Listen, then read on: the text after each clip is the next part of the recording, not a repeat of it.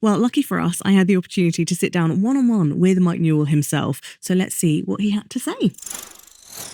Mike Newell, welcome to Harry Potter, the official film podcast. I'm so pleased that you could talk to us. I'm pleased to be here. Now, when Goblet of Fire first came your way, what was your initial instinct? What made you think, yes, I know how to tell this one? It was because somebody and a very particular character who meant a particular thing in the story died very surprisingly and blindsided the whole thing. You thought this was not a series of stories in which that sort of thing could possibly happen. And very surprisingly, it did. And I think that is when I began to develop what I thought the emotions of the thing should be. And absolutely key in that was Cedric Diggory. He was going to be sort of the head boy figure, and he was going to be the one who would be the nominee in the competition from Hogwarts. And then along comes Harry, and everything gets complicated.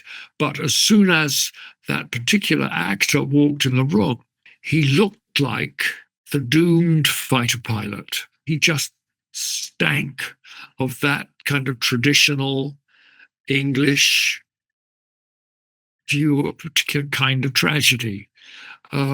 He was so gorgeous, so optimistic, so vigorous and outgoing that you knew something awful had happened to him.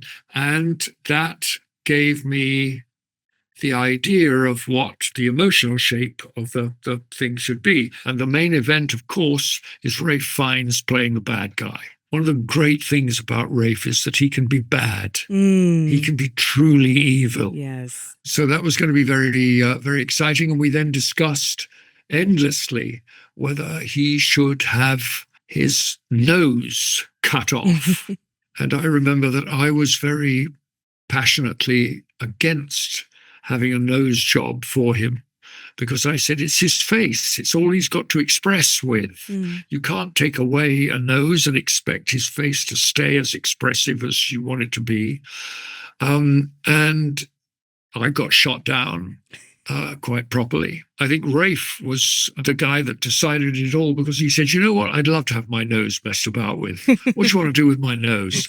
So we chopped his nose off. How did the two of you work on his performance? Because obviously it does set the tone for the rest of the series. He is the big bad. He is the one that we are all terrified of and haunts our nightmares. And it all stems from this graveyard scene. All that had to happen for Rafe was that we agreed about how bad he was going to be, how much he was going to show that badness, and above everything else, how cold and cruel he was going to be.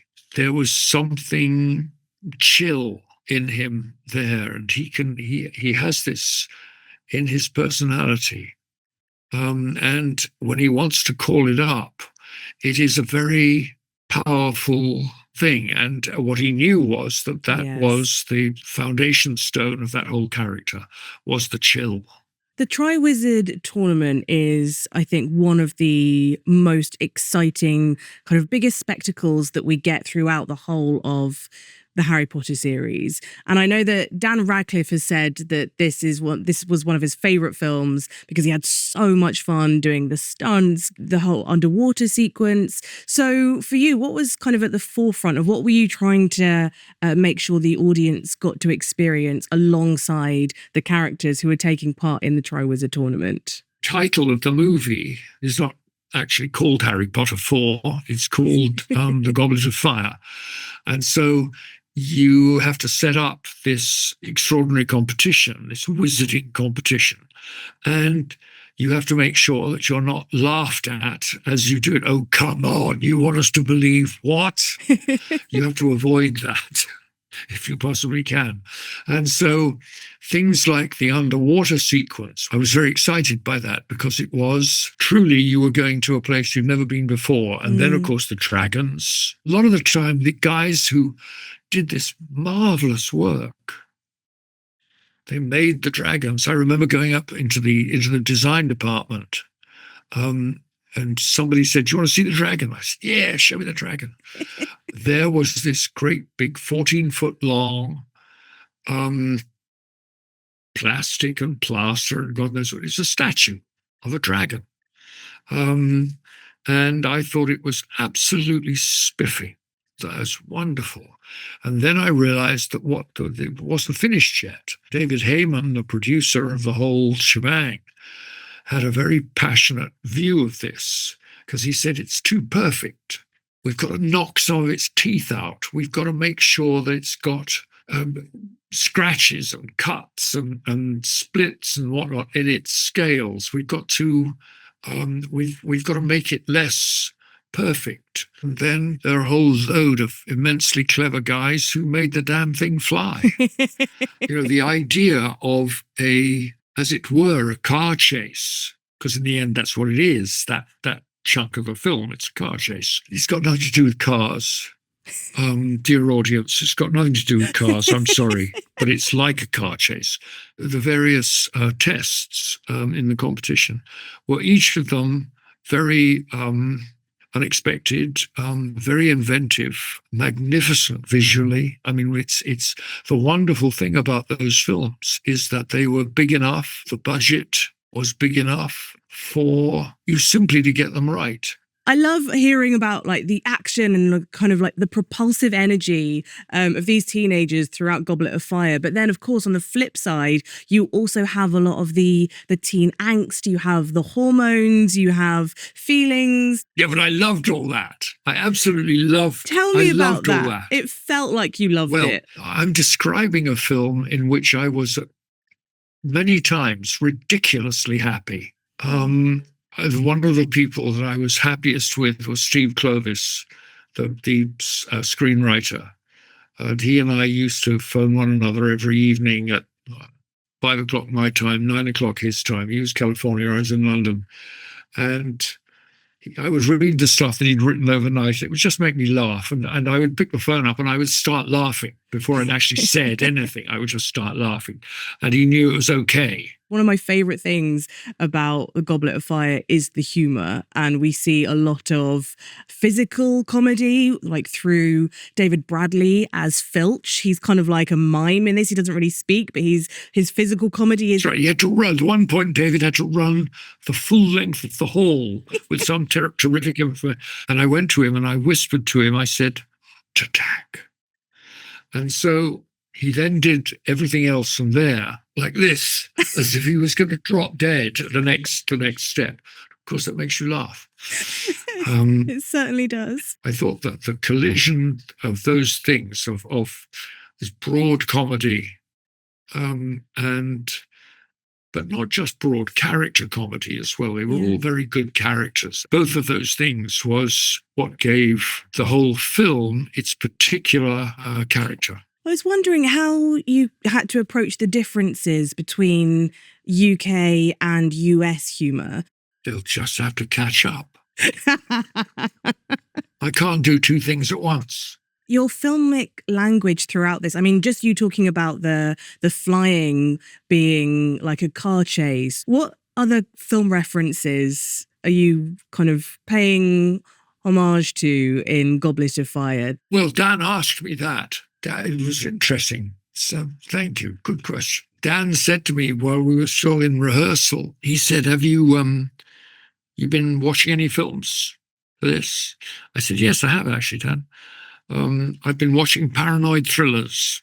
The point of those films was that something happens that is inexplicable to the leading character, and he has to find out not just what it is, what is happening to him, but why it's happening. And I thought that if there was going to be a general big overall architecture in the whole thing, it would be that Harry didn't know why it was happening. And the whole story was about finding out what made it tick. I feel like the Goblet of Fire really elevated Dan Radcliffe's performance. It feels like he's really growing up throughout this. And he's obviously learning a lot on set through all of the challenges thrown at him with the tasks. He goes on a really emotional journey as well. What do you think was the biggest challenge for Daniel Radcliffe during filming? Well, you've just defined it very eloquently. That is what he had to do. He wasn't a child anymore. I remember saying to him, because he's very bright, Dan, Yeah. and he understood exactly what was going on. He wasn't then a trained actor. He's much more so now. And I remember calling out to him quite a lot. Put it in your face, Dan. Put it in your face. It's not in your face. So he learned very quickly how to do that. And he was tremendously cooperative and clever with it. Mike Newell, thank you so much for talking to us. You've been an absolute delight. Do you want to know about the fight? Oh, what? You mean between the twins? Yeah. Yeah, go on. There are these two burly 16-year-olds who are supposed to have a grudge fight. And they started it and they were kind of, and I said, no, come on, chaps. This doesn't look real at all. You look like little children. What are you doing? They tried again. No, it's rubbish. I said, okay, you're going to fight me. Which one of you is going to fight me? And so I could never tell them apart anyway. They were identical Neither twins. can their mother. Don't worry about it. Right. So he volunteered and we set to, and I gave him as hard a time as I possibly could for the first 30 seconds. And then he sort of picked me up and threw me on the floor, at which point I cracked a rib, right? And was in absolute agony for weeks afterwards because I had said, let me show you how a real fight goes, and then been completely humiliated by his youth. And well, anyway, it was a great moment. Legendary moment. Darling, thank you for having me all over again. Thank you so much for telling that story.